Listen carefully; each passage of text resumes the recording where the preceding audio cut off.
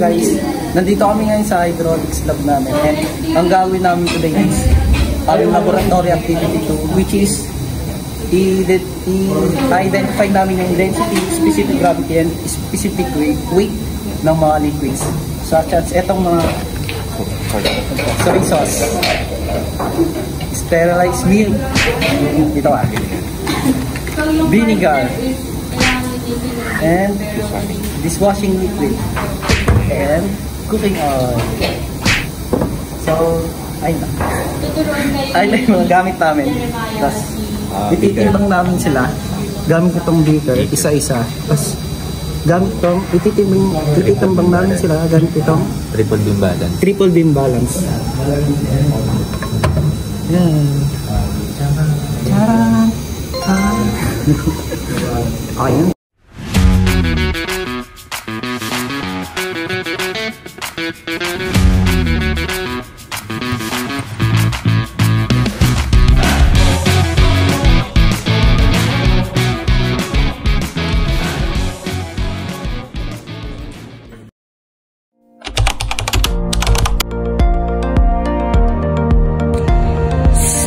The first step that we do to execute the experiment is to get the initial weight of the beaker using the triple beam balance as shown.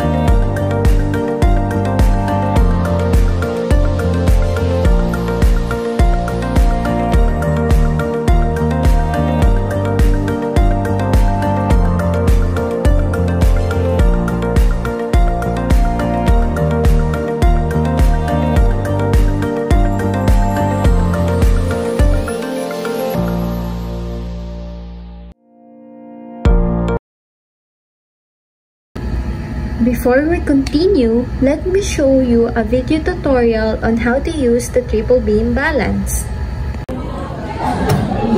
Paano nga ba gamitin ang triple beam balance? Meron tayong 0 to 100 grams yung first natin. Tapos meron naman tayong 0 to 10 grams. At yung pinakamabigat is 0 to 500 grams. So paano nga ba siya gamitin? So, kung ano yung gusto mong timbangin na bagay, ilalagay mo siya sa gitna nitong bilog. And para makuha mo yung grams na hinahanap mo is kailangan mo galawin itong tatlo na to hanggang sa pumantay yung linya na to dito sa 0. And pag naging stable na siya dyan, dun mo makikita kung anong timbang ng object na nilagay mo. So for example, meron tayong cooking oil dito. Hanapin natin ang kanyang grams. Ang malaki na to ay nasa 200 grams. And since di pa siya bumababa, talagdagan natin siya. Then, ayan. 20, 30,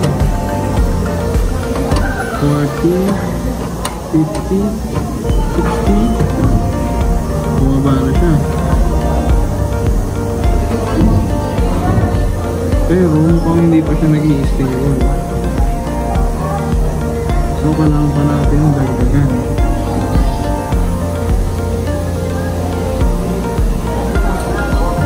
Hanggang mabigat.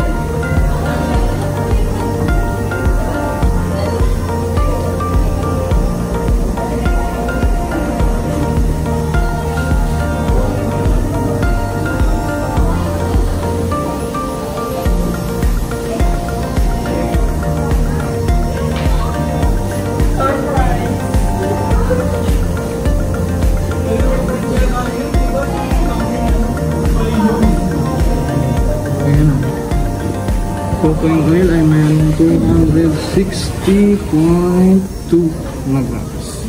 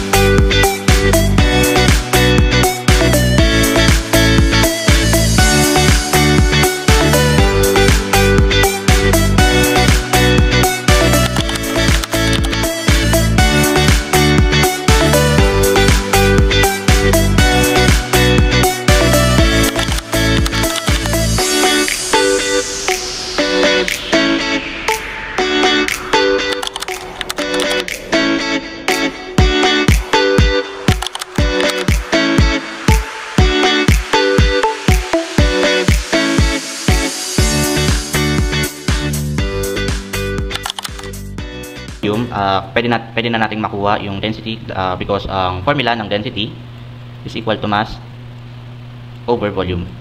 Then may volume tayo na 4.771 times 10 raised to 5, negative 5. So, ayun, yung mga nakuha nating mass sa kada liquid is i-divide lang natin sa 4.771 times 10 raised to 5 para makuha natin yung density ng kada liquid. So, for the liquid 1, ang nakuha naming mass is 47.8. Then again, naka-grams kasi ito, but ang gusto naming unit na ma-achieve is kilogram, so kailangan natin siyang i-times sa 10 raised to negative 3. So, then i-divide na natin siya sa 4.771 times 10 raised to negative 5. So, ang density ng liquid 1 is 1,000. Ang unit naman niya is kilogram over meter cube. So, as we can see, water kasi yung liquid 1. So, yung answer namin is malapit sa known density ng water. So, for the liquid 2 naman, 45.4. Then, tatimes natin sa 10 raised to negative 3 para maging kilogram. Then, divide natin sa 4.771 times 10 raised to negative 5. So, ang nakuha namin sagot for this one is 951.524.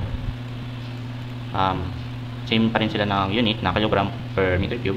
Then, proceed na tayo sa liquid 3, which is have a mass of 54.3 times 10 raised to negative 3. Then, i-divide natin sa 4.771. Ang nakuha natin sagot is 0.56. Yan. Then, sa liquid 4 naman, times 10 raised to negative 3 over 4.771 times 10 raised to negative 5.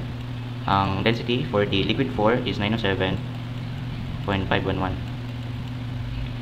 For the liquid 5,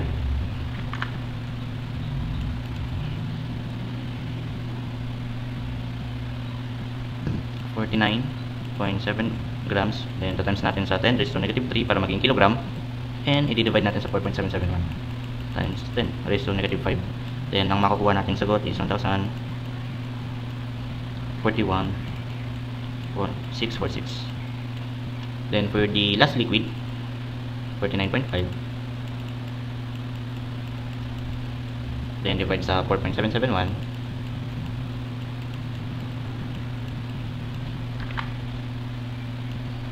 Ang nakuha naming density for the liquid 6 is 454. Then, ang sunod naman na kinuha namin is yung specific gravity. So, bale, ang gagawin natin dito is i-divide natin yung mga nakuha nating density into 1,000 para makuha natin yung specific gravity ng kada liquid. So, and now, kukunin naman natin yung mga specific weight ng kada liquid. Bale, ang gagawin lang natin dito is kukunin natin yung specific gravity, then ita-times natin sa 9.81. So, specific weight, ita-times lang natin sa, so, density is equal times 9.81 times gravity. So, for the liquid 1, 1.002 times 9.81. Ang nakuha naming specific weight is 9.828. Then, ang unit weight or ang unit nito is kilogram or kilonewton over meter cube. For the liquid 2, then times lang ulit natin sa 9.81. Ang nakuha namin specific weight is 9.334. For the liquid 3, so times lang natin sa 9.81. So, ang nakuha namin specific gravity is 11, or specific weight is 11.164. For the liquid 4, 0.908 times 9.81. Ang nakuha namin specific gravity is 8.903. For the liquid 5, 1.042 times 9.81. So, ang specific weight for the liquid 5 is 19. Then, for the last liquid, 1.037 times 9.81. Ang nakuha naming specific weight for the liquid 6 is 10.177. So, ayun lang yung mga process na ginawa namin for the computation para makuha namin yung mga sagot namin. So hello guys, that concludes our experiment number 2 today, and thank you for watching. And also, don't forget to like and subscribe to our YouTube channel.